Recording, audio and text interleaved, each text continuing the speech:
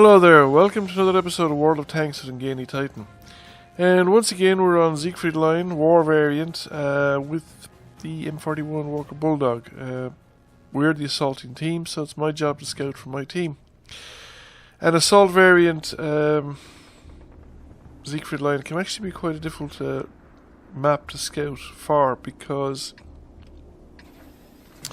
particularly on the southern side, as much as you can really do is spot the early deployment. The southern team will get generally told the good locations before you can possibly manage it. In fact, you're going to be spotted coming into the Dragon's Teeth, more than likely, no matter what approach you choose to take. So your best bet is to try and spot as many of the enemies early as you can without being shot, so that you can be in a position. Now I think I made a big mistake there. I had shaky control over this tank because of the the lag, but I'm better off if I'd gone around the tank destroyer, or that tank wreck, and gone up there to slightly higher ground so I could have spotted some more of the enemy team. I was picking up some spotting ribbons, which is quite useful.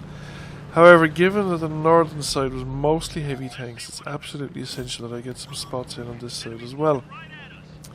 And in particular that I get spots up, or I do some stuff up this end of the map, particularly discouraging tanks like that VK3000 and 2M from coming over the top, because we're extremely vulnerable on this side. There's very few tanks covering behind me. There's just that medium in the middle of the field and the two artillery pieces. The heavies have completely committed themselves to the town, and therefore they're in massive risk of being enveloped and completely overrun from this side of the map.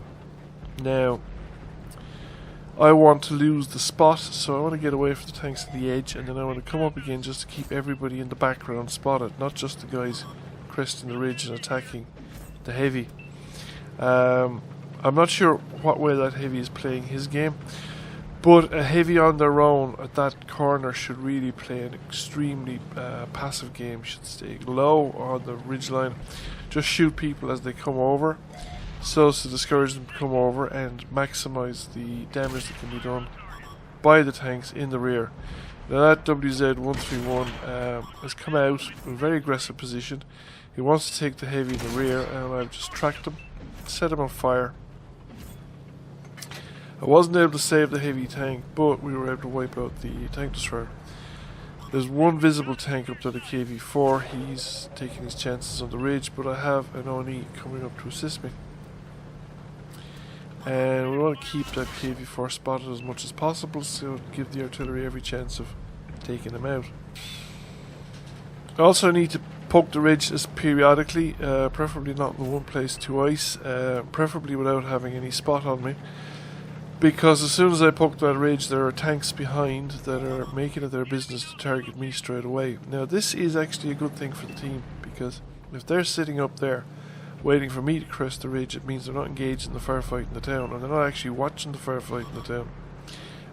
This is all to the benefit of our team, because it essentially, we're occupying, there's two tanks here essentially occupying the attention of maybe four tanks, who might be more profitably engaged elsewhere. This T-43 is making a run for it right down into the low ground, which is completely stupid, because he's now being shot at by multiple tanks. The 131, or was it 132, is actually doing it more sensibly, in the sense that he just makes the run in, makes it out again, but he still gets 2 hits and doesn't hit anything for his troubles.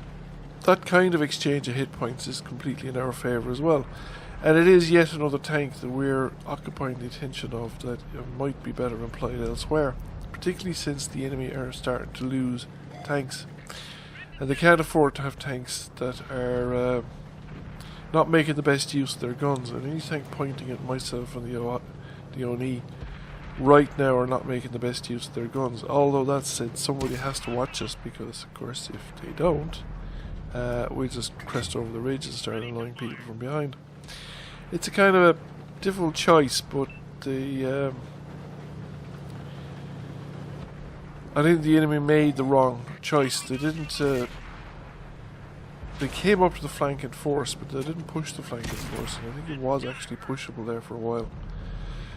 Now that the Oni has crested the ridge, I am going to come in here and start harassing the Caernarvon and picking up some spotting damage as well, quite nicely, because I was the principal, or one of the principal spotters of them. Only one tank remaining. It's artillery. It's more than likely here at the back. We will shoot him as best we can, given the limitations of the internet. Don't know what exactly happened there. I mean, it looks like I was going to ram the tank, but it looks like also I wasn't actually where I thought I was. But however, we finish him off. Game over. And we got a nice score. Nearly 2,000 direct damage, which is far from victim and some. We got 1,200 assisted damage, which is again almost our hit points in assisted damage. The second class mastery, which is pretty satisfactory, and we come number 1 by experience. Shooting is a bit off, but that's to be expected given the quality of the connection. So that is it. Thank you for watching. I hope you found the video interesting and enjoyed it. If you did, please consider giving it a like. If you have not already done so, please give the channel a subscription. Once again, I thank you for watching, and I'll catch you all again soon.